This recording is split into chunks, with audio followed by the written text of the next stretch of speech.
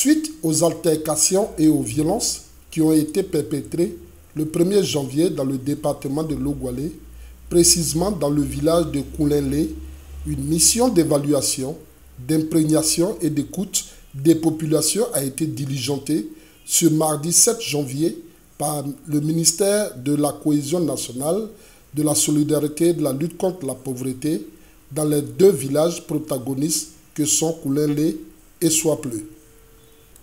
La délégation du ministère de la Cohésion nationale, de la solidarité et de la lutte contre la pauvreté, conduite par le professeur Bamba Abdoulaye, directeur de la prévention et de la gestion des conflits, était accompagnée par le sous-préfet de Yapleu, Annie Désiré, et d'élus locaux, à savoir le député de Logoualé, Seri Pascal, Tokpa Maninga, 7e vice-président du conseil régional, et de la maire de Logoualé, Gisèle Ouéhi.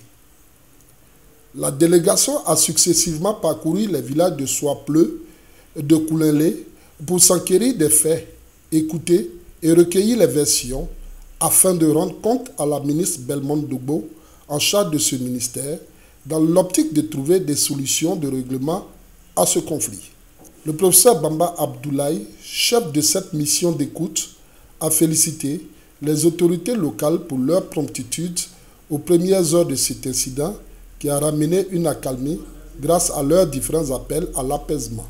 Il a adhéré aux propositions de certains habitants qui ont souhaité la mise en place d'un cadre de concertation entre les élus, à savoir le député, le président du conseil régional, le maire et la chefferie traditionnelle pour trouver des solutions et permettre le retour définitif de la paix entre ces deux villages frères que sont Soapleu et Koulenlé.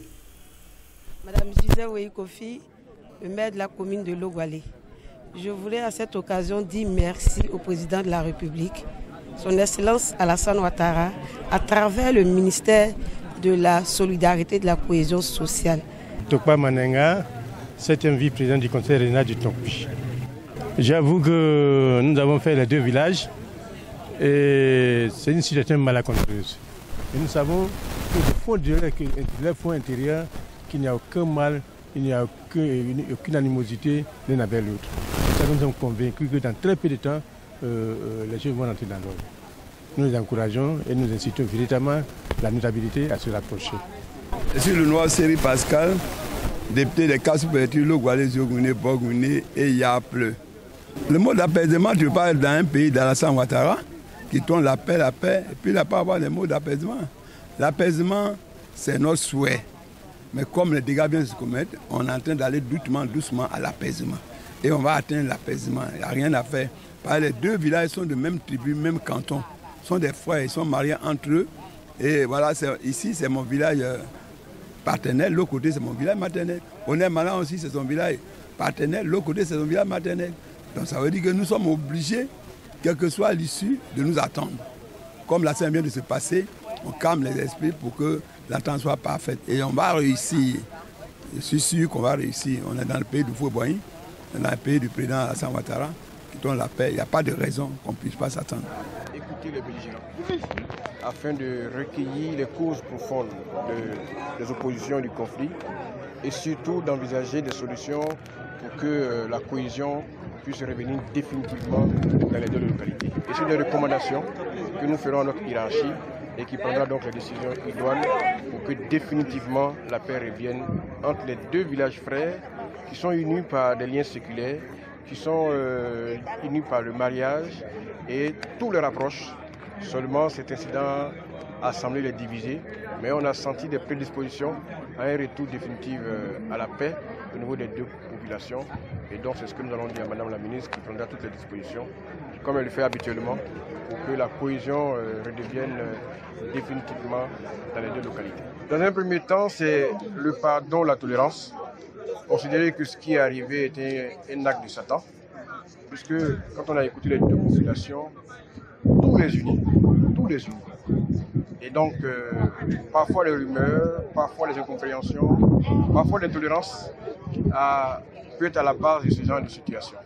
Et donc, nous leur avons demandé de la patience, de la tolérance. Et je tiens à féliciter aussi les élus locaux qui, comme un seul homme, se sont mis ensemble pour essayer d'éteindre le feu. Et ils nous ont accompagnés dans toutes ces actions et ils ont aussi apporté un message de paix et de réconciliation des deux localités. Mon vœu le plus cher, c'est que le retour définitif de la paix entre les deux localités. Mais comme je vous l'ai dit tantôt, je ferai mon compte rendu à Madame la ministre, qui donc prendra toutes les dispositions qu'il faut pour que cette paix revienne. Parce que nous sommes à l'année électorale. Commencer l'année avec ce genre de conflit, c'est vraiment pas quelque chose qu'on aurait souhaité. Avec tous les efforts qu'elle a fournis en 2024, pour que désormais les populations puissent plutôt conjuguer la tolérance, conjuguer la paix, conjuguer le pardon, au lieu de venir, Madame la ministre, au lieu de venir en venir aux mains et attrister toute une famille. On a aujourd'hui une veuve, on a des orphelins, on a des maisons qui ont été brûlées, des sans domicile fixe, et ça, c'est des situations qui ne sont pas vraiment à encourager.